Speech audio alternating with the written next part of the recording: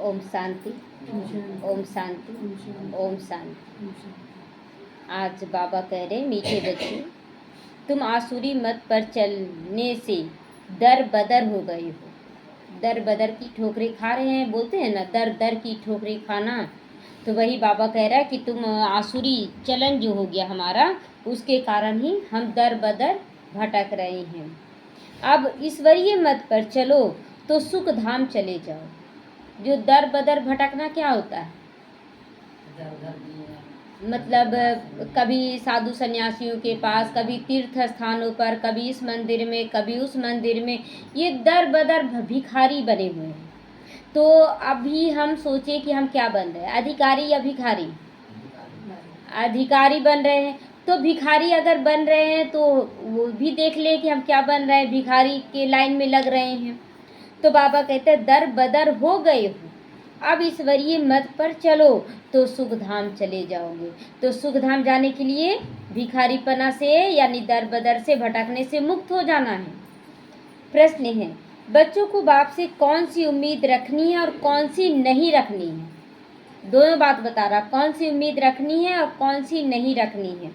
उत्तर है, बाप से यही उम्मीद रखनी है कि हम बाप द्वारा पवित्र बनकर अपने घर और घाट में जाएं। बोलते ना, धोबी का कुत्ता ना घर का ना घाट का। इसका मतलब क्या होता था, समझते नहीं थे।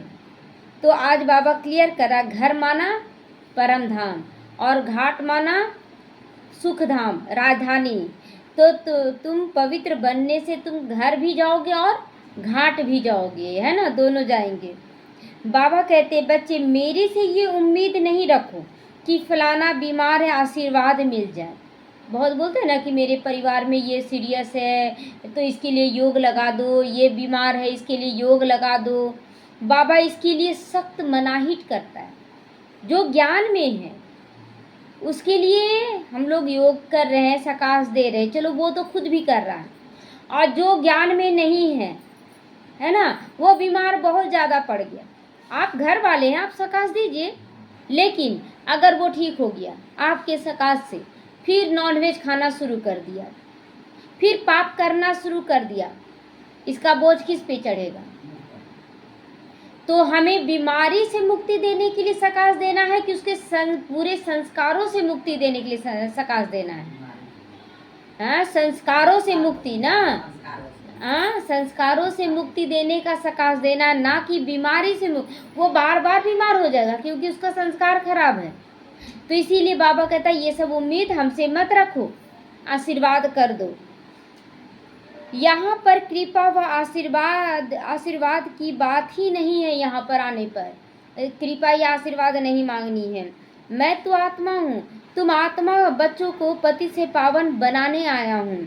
अब मैं तुमको ऐसे कर्म सिखलाता हूँ जो विक्रम ना बने। बाबा भी हमें केवल सुख देने नहीं आया है, हमें ऐसा कर्म सिखलाता है जो हमसे विक्रम ना हो। गीत बजा है, आज नहीं तो कल बिखरेंगे ये बादल, है ना, ये फिल्मी गाना है, लेकिन इसका अर्थ क्या है कि अगर बाबा के साथ चल रहे हैं, श्रीमत पर चल रहे हैं, सही कर्म कर रहे हैं, तो हमारे ऊपर जो दुख बीमारियों का जो बादल है वो हटेगा कि नहीं? हटेगा ना। तो यही गाना है, आज नहीं तो कल बिखरेंगे ये बादल, है ना, बादल हटेंगे जरूर। आप कर्म करना मत छोड़े। पहले बुरा कर्म करते थे तो दुख बढ़ता गया, अब अच्छा कर्म करते जाएंगे तो समाप्त हो जाएगा दुख और सुख आ जाएगा। ओम शांति। रूहानी बच्चों ने गीत सुना। बच्चे जानते अब घर चलना है, बाप आए हैं लेने के लिए। यह याद भी तब रहेगी जब आत्माभिमानी बनकर याद करोगे। देह अभिमान में तो शरीर याद आएगा, धन दौलत याद आएगा, बीती बातें याद आएंगी, लेकिन देही अभिमानी बनेंगे तो बाबा याद आएगा। तो देह अभिमान में होंगे तो याद भी नहीं रहेगी, अगर देह अभिमान में रहेंगे तो याद बाबा की नहीं रहेगी। बच्चे जानते बाबा तो मुसाफिर होकर आया है, बाबा यहाँ रहने तो नहीं आए। जैसे यहाँ पर हम आत्माएं आई ना तो जन्म मरण में आने लगी, जा नहीं सकी, लेकिन बाबा जो आया वो मुसाफिर बन के आया है, वो आया है चला जाएगा। तो तुम भी मुसाफिर होकर आए थे, अब अपने घर को भूल गए हो। फिर बाप ने घर याद दिलाया, और रोज रोज समझाती हैं, जब तक सतो प्रधान नहीं बने हो चल नहीं सकोगे परम धाम भी। तो बच्चे समझते हैं बाबा तो ठीक कहते हैं। बाप भी बच्चों को जो श्रीमत देते हैं तो सपूत बच्चे उस पर चल पड़ते हैं। जो सपूत बच्चे हैं वो दर बदर भटकते नहीं हैं, वो श्रीमत पर चलने लगते हैं, और जो कपूत होते हैं वो भटकते रहते हैं। तो इस समय और ऐसा कोई बाप नहीं जो अच्छी मत देवे, इसीलिए दर बदर हो पड़े हैं। कोई मत दिया ही नहीं कि हमें क्या करना है। अभी एक बहन का अनुभव सुन रहे थे, वरिष्ठ वीणा दीदी का अनुभव सुन रहे थे कि वो बचपन में भगवान को बहुत मानती थी। उनके घर में गीता पढ़ने के लिए पंडित आए थे, 3-4 पंडित बहुत अच्छे से श्लोक समझाते थे। वो बताएं कि क्या काम वश होने से क्रोध आता है, क्रोध वश होने से मोह आ जाता है, ये सारे विकारों की जड़ इससे मुक्त हो जाना है। बहुत अच्छे से समझाएं। और वो जो बताते हैं ना बाबा कि महामंडलेश्वर जो होते हैं ना, वो कोई टच भी ना कर सके उनके शरीर को। अब एक बच्चा फल को देखा, भोग को देखा, तो बच्चा क्या होता है, लालच में उठ जाता है, चलने जाने लगता है छूने के लिए, खाने के लिए। वो जाने लगा उनकी, और अचानक पैर लड़खड़ाया और गिरा, तो कहाँ गिरा, उसी पंडित के गोद में गिर गया।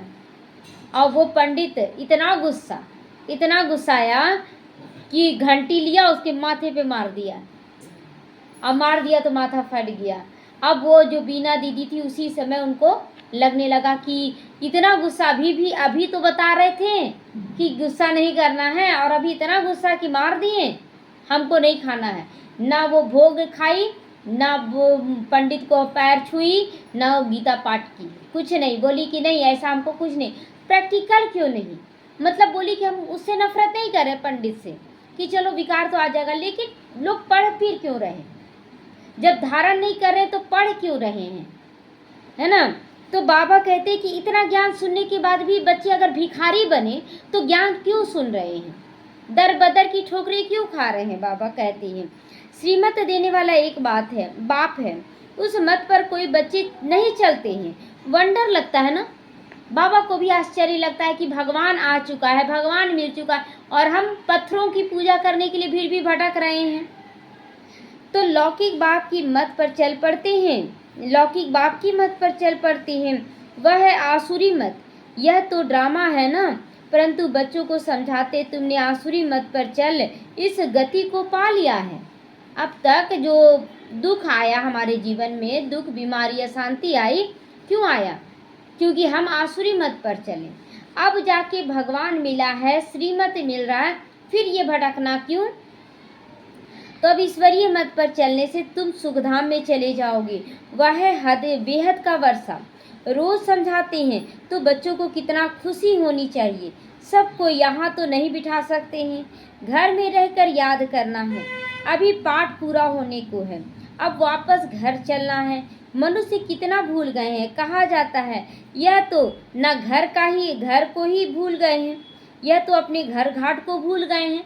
मतलब अभी जो भटक रहे हैं, यानी कि अभी तक वो न घर को याद कर रहे न घाट को याद कर रहे, दोनों को भूल गए हैं।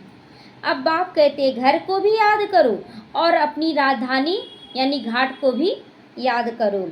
अभी पाठ पूरा होने का है, पूरा तो होने का है ना, अभी कलयुग खत्म होकर सतयुग जरूर आएगा, ये तो सभी जान रहे हैं। तो अब घर वापस चलना है कि नहीं, और नहीं बोलेंगे कि हम नहीं जाएंगे, तो क्या आपके लिए कलयुग बैठा रहेगा, कलयुग समाप्त तो होगा ना। तो क्या तुम भूल गए हो इन बातों को कि कलयुग के बाद क्या आएगा, सतयुग आएगा। तो तुम बच्चे कह सकते हो कि बाबा ड्रामा अनुसार हमारा पाठ ही ऐसा है जो हम घर बार को भूलकर एकदम भटक रहे हैं।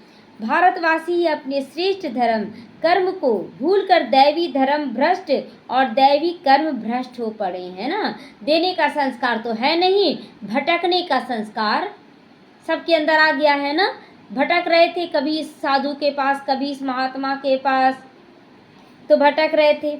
अभी बाप ने सावधानी दी है, तुम्हारा धर्म कर्म तो यह था ना। अभी बाबा बता रहा ना कि तुम्हारा धर्म क्या था, तुम्हारा कर्म क्या था, और तुम भूल कर क्या करने लगे।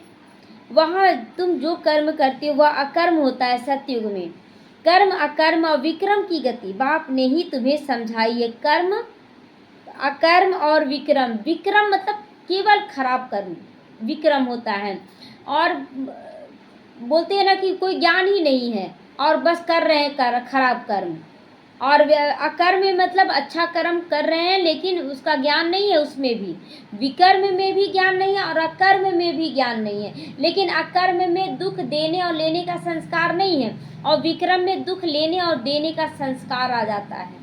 और कर्म में पाप कर्म, पुण्य कर्म और श्रेष्ठ कर्म, ये 3 कर्म आता है ना, जिसमें कि हमें ज्ञान रहता है कि हम ये पाप कर रहे हैं, ये पुण्य कर रहे हैं, ये श्रेष्ठ कर्म कर रहे हैं, ये तीनों का ज्ञान रहता है। तो सतयुग में कर्म अकर्म हो जाते हैं, रावण राज में कर्म विक्रम होते हैं। अभी बाप आया हुआ है धर्म श्रेष्ठ और कर्म श्रेष्ठ बनाने के लिए। तो अब श्रीमत पर श्रेष्ठ कर्म करना चाहिए, कोई कर्म भ्रष्ट करके किसी को दुख नहीं देना है, नहीं देना चाहिए। ईश्वरीय बच्चों का यह काम नहीं है। बाबा के बच्चों का काम दुख देना, दुख लेना नहीं है। जो डायरेक्शन मिलते हैं उस पर चलना है। दैवी गुण धारण करना, देने का संस्कार, मांगने का संस्कार। भटकने का मतलब क्या हुआ? हम अगर कहीं भटक रहे हैं या कोई साधु सन्यासी मंदिर तीर्थ पे जा रहे हैं, क्यों जा रहे हैं? क्योंकि मांगने का संस्कार है, हमें कुछ चाहिए होता है। तो बाबा कहते हैं कि तुम्हें अब मांगने वाला भी नहीं बनना, तुम्हें क्या बनना है? दैवी गुण वाले बनना है। भोजन भी शुद्ध लेना है। अब कहीं जाएंगे तो भोजन भी इधर उधर तो खा लेते हैं। अगर लाचारी नहीं मिलता है तो राय पूछो। तो लाचारी का मतलब जैसे कि बहुत ऐसे हैं जो जॉब करने वाले हैं, बहुत ज़्यादा लाचारी है, नहीं मिल पा रहा, तब उस स्थिति में राय बाबा देते। जैसे फौजी लोग और हमला करने के लिए चले जाते, खाना नहीं मिला है, तो उस स्थिति में बिस्कुट ये सब बोले थे बाबा खाने के लिए, सब के लिए नहीं बोले थे। अब एक ही बुखार का कोई दवा लेने गया, कोई को डॉक्टर देखा ये टाइफाइड हो गया है, अब टाइफाइड का दवा दे दिया, लेकिन उसको लग रहा कि बुखार का दवाई दिया है। अब जिसको भी बुखार हुआ, आपको भी बुखार हुआ था ना, यही दवा खाए थे, उसको भी दे दिया वही टाइफाइड वाला दवा। किसी को मलेरिया हुआ है, किसी को कुछ हुआ है, अब दे रहा है टाइफाइड का दवा, वो काम करेगा? वो तो और रिएक्शन कर जाएगा ना। यही चीज़ होता है, बाबा डायरेक्शन बीमारी देख कर देता है। तो आज लोग क्या करें, ब्राह्मण भी बिस्किट, बाबा बोला है बिस्किट खाने के लिए, लाचारी है ना, लाचारी में करना है। वो भी शुरुआत में, उस भी आगे बाबा क्या बोलता है, बाबा समझते हैं नौकरी आदि में कोई कहाँ थोड़ा खाना भी पड़ता है, जबकि योग बल से तुम रजाई स्थापन करते हो, पतित दुनिया को पावन बनाते हो। तो भोजन को शुद्ध बनाना क्या बड़ी बात है? भोजन को शुद्ध बनाना कोई बड़ी बात नहीं है।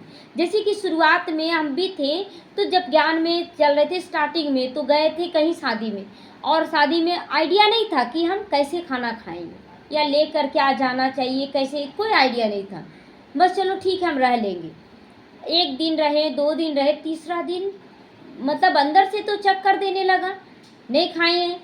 तो फिर ये युगल थे जो जिद करने लगे, बाबा ही उनको भेजा और किसी होटल में ही ले गए, सब कोई खाना खा रहे होटल में। तो फिर बोले कि देखो इसमें लहसुन प्याज नहीं है पनीर पकौड़ा में। उस समय लाचारी बस बाबा को याद करके बहुत शुरुआती में कि पनीर पकौड़ा खा लिए, लेकिन बाबा कहता वो पाप नहीं बना, क्योंकि वो शुरुआती दौर था, ज्ञान नहीं था। उसके बाद देखिए अब कोई फर्क नहीं पड़ता, कहीं भी चले जाएं, सोच के चलते हैं कि नहीं, हमको दुनिया को ये दिखाना नहीं है कि देखो हम चक्कर खा के गिर जाएंगे, ये स्थिति नहीं, हमें मजबूत बनकर दिखाना, तब तो प्रत्यक्षता होगा ना। तो वो शुरुआती होता है, तो बाबा से राय लेते रहना है। नौकरी तो करनी है, नौकरी छोड़ना नहीं है। ऐसे तो नहीं कि बाप का बने तो सब कुछ छोड़कर यहाँ आकर बैठ जाओ, ऐसा बाबा नहीं बोलता है। मतलब हम गृहस्थ में हैं और हम भी जाकर बोले कि हम सेंटर में रह जाएं, बाल बच्चे बद्दुआ देते रह गए, परिवार वाले बद्दुआ दे रहे हैं और हम बोले कि हम तो सेंटर में रहेंगे, ये सही है? नहीं है सही। तो कितने ढेर बच्चे हैं, इतने सब यहाँ नहीं रह सकते हैं। बाबा क्लियर कर रहा है कितने बच्चे यहाँ नहीं रह सकते हैं। रहना सबको गृहस्थ व्यवहार में है। यह समझना है कि मैं आत्मा हूँ, बाबा आया हुआ है, हमको पवित्र बनाकर अपने घर ले जाते हैं, फिर राजधानी में आ जाएंगे। यह तो पराया रावण का छीछी घाट है, ये घाट कैसा है बाबा? ये रावण का घाट है, जहाँ पर हम कितना भी सोच लें कि हम सुखी रह जाएं, संपन्न हो जाएं, लेकिन रावण नहीं होने देगा। तुम बिल्कुल ही पतित बन गए हो ड्रामा प्लान अनुसार। बाबा कहते अभी मैं तुमको सुजाग करने आया हूँ, श्रीमत पर चलो। बाबा जो श्रीमत देते हैं उस पर चलो, जितना चलेंगे उतना श्रेष्ठ बनेंगे, है ना। तो अभी तुम समझते हो हम बाप को जो बाप स्वर्ग का मालिक बनाते हैं उनको भूल जाते हैं। अब बाबा सुधारने आए हैं तो अच्छी रीति सुधर लेना चाहिए ना, सुधर जाना चाहिए। बाबा जब सुधार रहा है तो खुशी में आना चाहिए। बेहद का बाप मिला है। बच्चों से बात ऐसे करते जैसे तुम आत्माएं आपस में बात करती हो। बाबा हम लोगों से एकदम ऐसे रूरिहान करता है ना, जैसे सामने में बैठा हो, ऐसे हमारी हर बात को जानता है कि हम क्या करके आए हैं, ऐसा समझाते हैं। भक्ति मार्ग में मनुष्य गाते ईश्वर ही सब कुछ करते हैं। बाबा कहते मेरा ऐसा पाठ थोड़ा ही है सब कुछ करने का, मतलब कि दुख भी भगवान देता है, सुख भी भगवान देता है ना। तो ये बाबा कहते हैं कि ये पाठ हमारा नहीं है। जो बीमार को अच्छा कर दूं, हमारा पाठ है रास्ता बताना कि तुम पवित्र कैसे बनो। पवित्र बनने से ही तुम घर में भी जा सकते हो और राजधानी में भी जा सकोगे। बिना ज्ञान के आप कहीं नहीं जा सकते हैं। तो कोई उम्मीद मत रखना हमसे। बाबा क्लियर कर रहा है कि अगर घर में कोई बीमार पड़ जाए तो उम्मीद नहीं रखना है। आप संस्कार उसका बदलो। सुखी बनने के लिए आप सकाश मत देना, है ना। तो आशीर्वाद मिल जाए, नहीं, बिल्कुल नहीं। आशीर्वाद कृपा आदि की बात मेरे पास कुछ भी नहीं होनी चाहिए, है ना। आज के बाद मांगेंगे, घर वाले बीमार पड़ेंगे तो, है ना। तो उसके लिए साधु संतों के पास जाना। अगर विचार आए तो आप साधु संतों के पास चले जाना मांगने के लिए। तुम हमको बुलाते हो कि हे पतित पावन आओ, आकर हमको पावन बनाओ, पावन दुनिया में ले चलो। तो बाप पूछते मैं तुमको विषय सागर से निकाल कर पार ले जाता हूँ। कैसे बाबा ले गया? डायरेक्ट तो नहीं ले गया, विषय विकारों से मुक्त कराया तब बाप घर ले जाएगा। तो उसी तरह हमारा भी कर्तव्य है, घर परिवार वालों को विषय विकारों से पहले निकालें, तब फिर उसको सकाश दें और बीमारी से मुक्त कराएं। तो तुम विषय सागर में क्यों फंस जाते हो? वो भक्ति मार्ग में तुम्हारा यह हाल हुआ है। ज्ञान भक्ति तुम्हारे लिए है। सन्यासी भी कहते हैं ज्ञान भक्ति और वैराग्य, परंतु उसका अर्थ वो नहीं समझते। अब तुम्हारी बुद्धि में है ज्ञान, भक्ति बाद में वैराग्य, भक्ति उसके बाद में वैराग्य। ज्ञान क्या है? सत्युग त्रेता और द्वापर कलयुग भक्ति, और वैराग्य इस संगम युग में। तो बेहद का वैराग्य सिखलाने वाला चाहिए ना। बाप ने समझाया यह कब्रिस्तान है, इसके बाद क्या बन जाएगा? परिस्तान। तो वहाँ हर कर्म अकर्म होगा, वहाँ हर एक कर्म अकर्म हो जाएगा। अभी बाबा तुमको ऐसा कर्म सिखलाते हैं जो कभी विक्रमी ना बने, कोई विक्रम ना हो हमसे। किसी को भी दुख ना दो, पतित का अन्न मत खाओ, पतित का अन्न नहीं खाना है। अगर कोई चोरी करके कमा रहा है और उसका अन्न खा ले, आपके अंदर चोरी का भाव जागृत हो जाएगा। इसीलिए पतित का अन्न नहीं खाना चाहिए। तो कम से कम आप खुद बनाएं, बाबा को याद करके बनाएं, भोग लगा कर खाएं। विकारों में मत जाओ। अबलाओं पर इसी पर तो अत्याचार होते हैं ना, देखते रहते हो। माया की विघन कैसे पड़ते, यह सब गुप्त है। कहते देवताओं और असुरों की युद्ध लगी, तो फिर कहते पांडव और कौरवों की युद्ध लगी। तो अब लड़ाई तो एक ही है। बाप समझाते मैं तुमको राजयोग सिखला रहा हूँ भविष्य 21 जन्मों के लिए। तो भविष्य 21 जन्मों के लिए हमें वर्षा लेना है, तो बाबा के श्रीमत पर चलना है। तो यह मृत्यु लोक है, यहाँ कब मृत्यु हो जाएगी पता है क्या? नहीं पता है। मनुष्य सत्यनारायण की कथा सुनते आए हैं, फायदा कुछ हुआ क्या? फायदा तो कुछ भी नहीं हुआ सत्यनारायण की कथा सुनने से। अभी तुम सच्ची सत्यनारायण की कथा सुन रहे हो, सच्ची गीता का ज्ञान सुन रहे हो। रामायण भी तुम सच्ची सुनाते हो। एक राम सीता की बात नहीं है। इस समय तो सारी दुनिया ही लंका है, एक राम सीता की बात नहीं है। बोलते ना कि डॉक्टर कोई व्यक्ति है क्या? डॉक्टर पोस्ट है जिसको कोई व्यक्ति हासिल करता है। है ना। उसी तरह कृष्ण एक पोस्ट है जिसको हमें प्राप्त करना है कि मैं भी कृष्ण बनूं। कोई एक कृष्ण नहीं होगा, एक राम नहीं होगा। तो चारों ओर पानी है ना, यह बेहद की लंका जिसमें रावण का राज्य है। एक बाप ब्राइड ग्रूम है, एक बाप ही दूल्हा है, और हम आत्माएं उनकी दुल्हने हैं, बाकी सब ब्राइड्स हो। तुमको अब रावण राज्य से बाप छुड़ाते। यह है शोक वाटिका, यहाँ पर घड़ी घड़ी दुख, अशांति, बीमारी आता रहता है। सत्यु को कहा जाता है अशोक वाटिका, वहाँ कोई शोक नहीं होता है, वहाँ अशोक स्थिति होती है। अशोक मतलब जहाँ दुख, अशांति, बीमारी ना हो, वहाँ कोई शोक होता नहीं। इस समय तो शोक ही शोक है, अशोक एक भी नहीं रहता। नाम तो रख देते अशोक होटल, है ना, लेकिन अशोक है, वहाँ पर भी लोग जाएंगे, इतना पैसा लग गया, इतना पैसा लग गया बोलते हैं ना। तो बाबा कहते सारी दुनिया इस समय बेहद का होटल ही समझो, बेहद का होटल है। लेकिन कैसा होटल है? शोक होटल है, अशोक होटल नहीं है। शोक का होटल है। खान पान मनुष्यों का जानवरों मिसल है ना, जो मिला खा जाते हैं, जानवर भी जो मिलता है सो खा लेते हैं, है ना। आप पूरी चल जाए ना, पूरी में आपको क्या क्या नहीं मिल जाएगा, है ना, केकड़ा उकड़ा सब लोग खाता है। तो वही आप सोचिए कि जानवर से भी तो बदतर हो गया ना लोग, कि खा रहा है सब कुछ। तुमको देखो बाप कहाँ ले जाते, कितना हम लोगों को कैसा भोजन खिलाते हैं, एकदम शुद्ध पवित्र ब्रह्मा भोजन बाबा खिलाते हैं। सच्ची सच्ची अशोक वाटिका है सतयुग में। हद और बेहद का कंट्रास्ट बाप ही समझा रहे हैं। अभी तुम बच्चों को बहुत खुशी होनी चाहिए। तुम जानते हो बाबा हमको पढ़ाती हैं, हमारा भी वही धंधा है, सबको रास्ता बताना, अंधों की लाठी बन जाना है। चित्र भी तुम्हारे पास है, जैसे स्कूल में चित्रों पे समझाते हैं यह फलाना देश है, तुम फिर समझाते हो कि तुम आत्मा हो, शरीर नहीं हो। जैसे मानचित्र में दिखाते हैं ना कि ये देश है, ये देश है, उसी तरह हमें चित्रों द्वारा समझाना है कि हम आत्मा है, कहाँ रहती हैं, ये शरीर है, कैसे हम धारण करते हैं, क्या करना है, एक एक चीज़ समझाना है। तो आत्माएं भाई भाई हैं, कितना सहज बात सुनाते हो, कहते भी हो हम सब भाई भाई हैं। बाबा कहते तुम सभी आत्माएं भाई भाई हो। देवभान में कोई भाई है? केवल नाम ही भाई का क्यों आया, है ना। हिंदू मुस्लिम सिख ईसाई आपस में है भाई भाई, क्यों? और बहनें कहाँ गई? तो समझते नहीं थे। अभी बाबा क्लियर करा कि आत्मा रूप में हम भाई भाई हैं। गॉड फादर कहते हो ना, तो कभी भी आपस में लड़ना झगड़ना नहीं चाहिए, आपस में हमें नहीं लड़ना है। शरीरधारी बनते हो तो भाई बहन बनते हो। हम शिव बाबा के बच्चे सब भाई भाई हैं, प्रजापिता ब्रह्मा के बच्चे सब भाई बहन हैं। हमको वर्षा दादे से लेना, इसीलिए दादे को याद करते हैं। इस बच्चे यानी ब्रह्मा को भी हमने अपना बना लिया है और इसमें प्रवेश किया है। बाबा भी क्या बनाया? ब्रह्मा बाबा को अडॉप्ट किया, अपना बनाया और इसमें प्रवेश किया। इन सब बातों को तुम अभी समझते हो। बाबा कहते बच्चे अब नया दैवी प्रवृत्ति मार्ग स्थापन हो रहा है। तुम सब भी के शिव बाबा की मत पर चलते हो, तो बाबा की मत पर चलना है।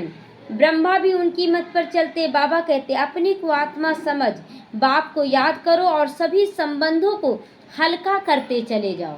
फंसना नहीं है, सारे संबंध को नहीं निभाना, ऐसा बाबा नहीं बोला। निभाना है लेकिन हल्के होकर। कोई बीमार पड़ गया, अब तुरंत घर में आप दुख में आ गए कि बाबा ठीक कर दो, हम तो इतना आपको मानते हैं, फिर क्या हो गया? तो हर एक का अपना अपना कर्म है ना, वो तो मिलेगा ही सजा। तो हल्का करते जाओ। 8 घंटा याद रखनी है, बाकी 16 घंटा में आराम व धंधा आदि करना है सो करो। मैं बाप का बच्चा हूँ ये लेकिन नहीं भूलो। सोते जागते खाते पीते घूमते फिरते भी मैं आत्मा हूँ ये याद रखना है। ऐसे भी नहीं कि यहाँ आकर हॉस्टल में रहना है, नहीं, गृहस्थ व्यवहार में बाल बच्चों के साथ रहना है ना, कहीं जाने की ज़रूरत नहीं। बाल बच्चों को संभालना है, परिवार को संभालना है, कहीं जाना नहीं है, केवल बाबा को याद करना है। बाबा पास आते ही हैं रिफ्रेश होने। बाबा के पास क्यों आते हम लोग? ज्ञान सुनते हैं, मन फ्रेश हो जाता है, एकदम लगता है कि मन साफ हो गया, जो कीचड़ा आ गया था ना वो साफ हो गया। मथुरा वृंदावन में जाते हैं मधुबन का दीदार करने के लिए। छोटा मॉडल रूप में बना रखा है। छोटा मॉडल रूप जैसे जो मथुरा ये सब बना है ना, वो तो छोटा ही ना कहेंगे। जहाँ कृष्ण जन्म लेंगे वो तो उससे बहुत बड़ा होगा। तो अब तो बेहद की बात समझने की है। शिव बाबा ब्रह्मा द्वारा नई सृष्टि रच रहे हैं। हम प्रजापिता ब्रह्मा की संतान बीके हैं। विकार की बात यहाँ हो न सके, सन्यासियों के शिष्य बनते हैं। अगर वह सन्यासी कपड़ा पहन लेवे तो नाम बदली हो जाता है। यहाँ भी तुम बाबा के बन गए तो नाम रखे ना बाबा ने। जब शुरुआत में बाबा ने सबके नाम बदली किए, सबका नाम चेंज हुआ, लेकिन कितने भट्टी में रहे थे? कितने रहे थे भट्टी में? कितने रहे थे? नहीं, 380 बच्चे भट्टी में पके थे। पकने के बाद भागे थे ना। तो इस भट्टी का किसी को भी पता नहीं, शास्त्रों में क्या क्या बातें लिखी हैं। फिर भी ऐसा होगा। अब तुम्हारी बुद्धि में सृष्टि चक्र फिरता रहता है। बाप भी स्वदर्शन चक्रधारी है। सृष्टि के आदि मध्य अंत को जानता है ना वो। तो बाप को तो शरीर है नहीं, तुमको स्थूल शरीर है। वह है ही परमात्मा। आत्मा ही स्वदर्शन चक्रधारी बनती, शरीर नहीं बनता है। जैसे दिखा देते हैं स्थूल में कि स्वदर्शन चक्र ले लिए, तो स्थूल में स्वदर्शन चक्र क्या होता है? किसी का सिर काट देने के लिए उसमें दिखाते हैं। यहाँ पर अपना दर्शन करते हैं कि मेरे अंदर क्या क्या भी खराबियाँ हैं। तो अब आत्मा को अलंकार कैसे दिए जाएं बताओ? वो तो गुप्त है ना अलंकार। तो अलंकार कैसे दिए जाएं? तो सूक्ष्म रूप से तो है अलंकार स्वदर्शन चक्रधारी, तो स्थूल रूप से चक्र दे देते हैं। समझ की बात है ये सब। यह कितनी महीन बातें हैं। बाबा कहते हैं वास्तव में मैं हूँ स्वदर्शन चक्रधारी। तुम जानते हो आत्मा में सारे सृष्टि चक्र का ज्ञान आ जाता है। बाबा भी परम धाम का रहने वाला है, हम भी वहाँ के रहने वाले हैं। बाप आकर अपना परिचय देते, बच्चे मैं भी स्वदर्शन चक्रधारी हूँ। मैं पतित पावन आया हूँ तुम्हारे पास। तुम मुझे बुलाते हो, आकर पतित से पावन करो, लिबरेट करो उनको। शरीर तो है नहीं, वह अजन्मा है। भर जन्म भी लेते हैं परंतु दिव्य जन्म लेते हैं ना। शिव बाबा जन्म लेते हैं, ब्रह्मा तन में प्रवेश किए, गर्भ में तो नहीं आए ना, प्रवेश किए। तो शिव जयंती अथवा शिवरात्रि मनाते हैं। तो बाप कहते मैं आता ही हूँ तब जब रात पूरी होती है, तब बाबा आते हैं। तो दिन बनाने आया हूँ। तो कितने बजे? इसीलिए ना कृष्ण का जन्म बोलते 12 बजे हुआ। क्यों? क्योंकि 12 बजे से 2 बजे तक बाबा तैयारी करता है कि उस शरीर को शुद्ध पवित्र बनाता है, तब जाके उसमें प्रवेश करता है ना। तो फिर 2 बजे से फिर अमृत वेला शुरू होता है। तो दिन में 21 जन्म और रात 63 जन्म बिताए हैं। आत्मा ही भिन्न भिन्न जन्म लेती है। अब दिन से रात में आई है, फिर दिन में जाना है। स्वदर्शन चक्रधारी भी तुमको बनाया है। इस समय मेरा पाठ है तुमको बनाना। बाबा का भी पाठ क्या है? तुमको भी स्वदर्शन चक्रधारी बनाता हूँ, तुम फिर औरों को बनाओ। 84 जन्म कैसे लिए, वह 84 जन्मों का चक्र समझ लिया है। आगे तुमको ये ज्ञान था क्या? हम लोग बोलते थे यही जन्म आए हैं और इस जन्म में जो पाप पुण्य करना है कर लो, फिर तो 84 लाख में भटकेंगे ही, तो क्यों ना हम सब कुछ खा पी के जाएं। तो ये सब सबके अंदर है, क्योंकि वो नहीं जानते। अभी हम लोगों को ज्ञान मिला है। तो ये बिल्कुल भी नहीं था ज्ञान कि हम 84 जन्म लेकर आए हैं, अज्ञानी थे। तो बाबा कहते हैं कि अभी हम लोग समझ लिए। आगे तुमको ये ज्ञान था क्या? नहीं, अज्ञानी थे। बाबा मूल बात समझाते हैं। बाबा है स्वदर्शन चक्रधारी, उनको ज्ञान का सागर कहा जाता। वो सत्य है, चैतन्य है। चैतन्य तभी तो बता रहा ना। अगर बीज जो आम का बीज है तो आम का बीज बताएगा कुछ भी, वो स्थूल है। तो ये चैतन्य है।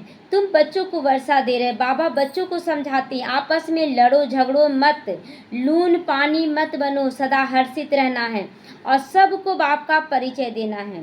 बाप को सभी भूल गए हैं। अब बाप कहते हैं बच्चे माँ मेकम याद करो, मुझे एक को याद करो। माँ मेकम मतलब मुझे एक को याद करो।